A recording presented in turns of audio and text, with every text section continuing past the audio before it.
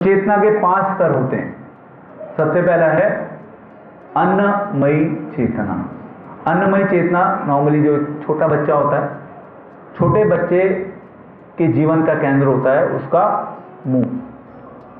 उसके जीवन में हर चीज कहाँ जाती है? उसके मुंह में जाती है। कोई भी चीज उसको दोगे वो मुंह में डालेगा।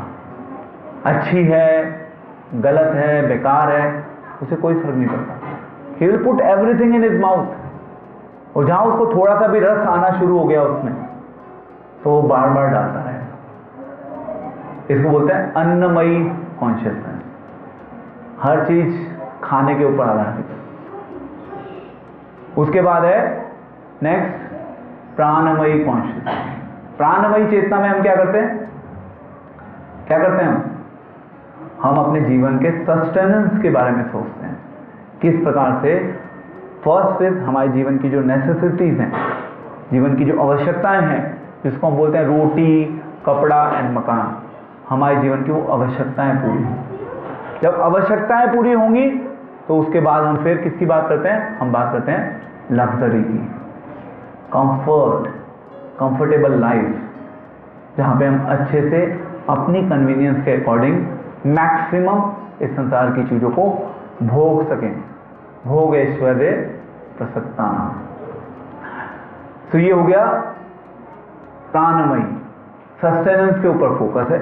बट देन वो सस्टेनेंस का जो होराइजन होता है वो धीरे धीरे बढ़ने लगता है। उसके बाद तीसरा स्तर क्या है, कोई बताएगा? थर्ड इज मनोमयी, मनोमयी चेतना। मनोमयी चेतना में क्या होता है? फिर हम धीरे धीरे हम थोड़े से ऊपर उठना शुरू करते हैं। जब हमें पता चला कि जीवन की हमारी नेसेसिटीज पूरी हो गई, अब हम अपने मन के स्तर पे थोड़ा सा मानसिक चिंतन शुरू कर देते हैं। अगेन फोकस वहां पे भी वही है, इंजॉयमेंट।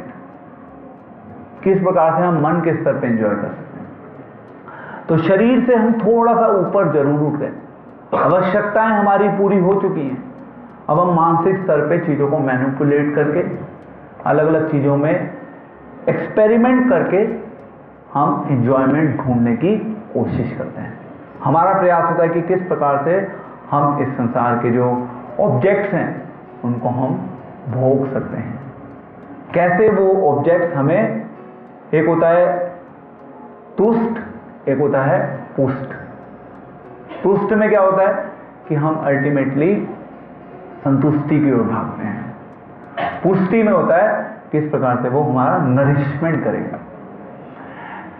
तो ये हो गया थर्ड लेवल ऑफ कॉन्शियसनेस। उसके बाद आता है ज्ञानमयी। जब आपको पता चल गया ठीक है मनोमयी से ऊपर भी कुछ है, तो फिर आप और ज्यादा प्रयास करते हैं, फिर आप चीजों को जानना चाहते हैं। ये जो 3 स्तर हैं इनको हम एक भाग में विभाजित कर सकते हैं, जो कि बहुत ग्रॉस लेवल है। देन इसके ऊपर का स्तर है वो है ज्ञानमयी। फिर हम ज्ञान लेना चाहते हैं, ज्ञान के ऊपर मनन करते हैं। फिर हम थोड़ा सा इंटेलेक्चुअल लेवल पे सोचते हैं। Hare Krishna, please 5 minutes more, no more disturbance, just 5 minutes. तो ये 4th लेवल जो है, यहाँ पे हम सोचते हैं क्योंकि हम अध्ययन करते हैं। हम थोड़े से अपने माइंड को, दूसरे शब्दों में अपनी इंटेलिजेंस को, अपनी इंटेलेक्ट को हम लगाना शुरू करते हैं। बुद्धि योग भी बोल देते हैं कई बार उसको। कृष्ण भगवान ने गीता में रेफर किया उसको। कृष्ण ने लास्ट चैप्टर में, लास्ट में कंक्लूड किया। कृष्ण कहते हैं कि जो इस प्रकार से, इनफैक्ट ये जो ज्ञान जो लेते हैं, जो ज्ञान लेने में रुचि को विकसित करते हैं, वो बुद्धि योग के थ्रू मुझे पूजते हैं, मेरी वर्शिप करते हैं। क्योंकि हम अपनी बुद्धि को इन्वेस्ट कर रहे हैं ना। या तो आप अपनी बुद्धि को संसार में लगाएंगे, अदरवाइज आप अपनी बुद्धि को भगवान को जानने में लगाएंगे। चॉइस आपके हाथ में, आप अपनी बुद्धि को भगवान को जानने में लगा लें। सो ये हो गया 4th लेवल, ज्ञान। एंड देन फाइनल इज आनंद, आनंदमयी कॉन्शियसनेस। आई थिंक जिसको शायद विज्ञानमयी बोलते हैं, आई थिंक उसको बोला आनंदमयी कॉन्शियसनेस। आनंदमयी कॉन्शियसनेस में जब हम इस प्रकार से ज्ञान ले लेते हैं, हम उस ज्ञान को विज्ञान में परिवर्तित करते हैं और फिर हमें कृष्णा कॉन्शियसनेस का जो फ्रूट है, कृष्णा कॉन्शियसनेस का अल्टीमेट फ्रूट है रस।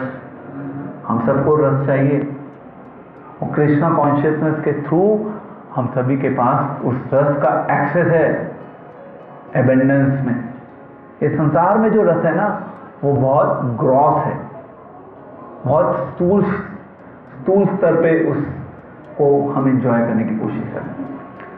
बट कृष्णा कॉन्शियसनेस का जो रस है वो बहुत सूक्ष्म है, और जब आप सूक्ष्म स्तर पे चीजों को एंजॉय करने की कोशिश करते हैं तो फिर आपको रिजल्ट क्या होगा, कोई बताएगा?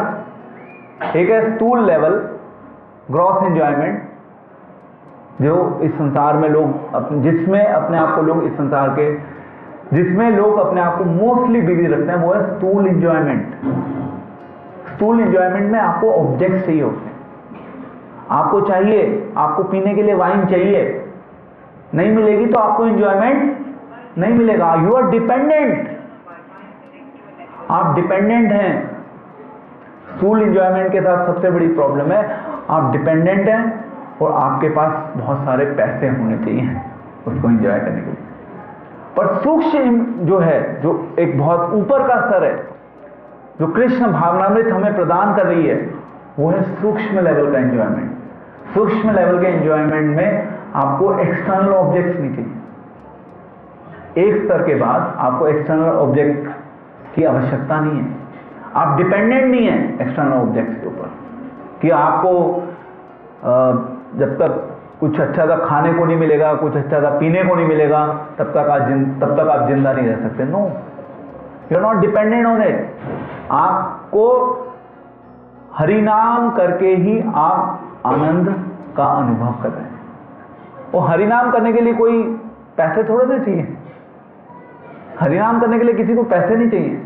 हरिनाम करना स्वाभाविक है, सबके लिए बहुत सरल है। यह है आनंदमय स्तर, बहुत सूक्ष्म है ये स्तर, पर हमारा लक्ष्य है कि हम इसी स्तर पे पहुंचे। धीरे धीरे हमारी चेतना का विकास होगा। जब हमारी चेतना का विकास हो जाएगा तब हम एक्सटर्नली इस संसार में क्या चल रहा है हम देखेंगे जरूर, हम उसके कांटेक्ट में हैं, बट हम उसके कांटेक्ट में आते हुए भी हम उससे अपने आप को पूरा डिकॉन्टैक्ट करके रखते हैं, डिस्कनेक्टेड करके रखते हैं। कृष्ण भावनामृत का मतलब ही है कि अपने आप को डिस्कनेक्टेड करके रखें। जैसे कछुआ जो होता है, भगवत गीता में कृष्ण बता रहे हैं, कछुए के पास एक कला होती है। कछुए के पास कला होती है कि जब उसको अपने उसके जो बॉडी के लिम्स होते हैं, जब उसको उन लिम्स को यूज करना है तो वो उनको खोल लेता है। जब कछुए को उन लिम्स को यूज नहीं करना, वो अपने लिम्स को बंद कर देता है। तो कृष्ण भावना भावित व्यक्ति क्या करता है?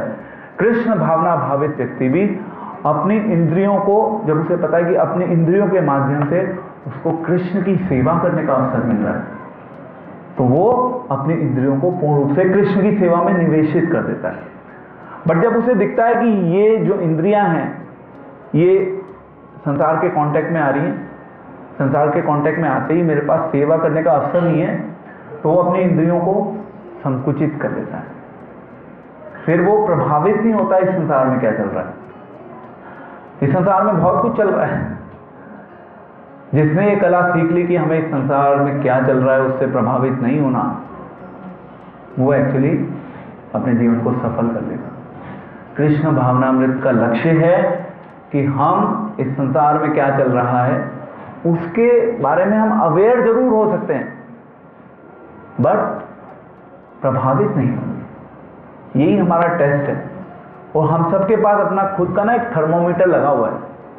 सबके पास है थर्मोमीटर चेक करने के लिए।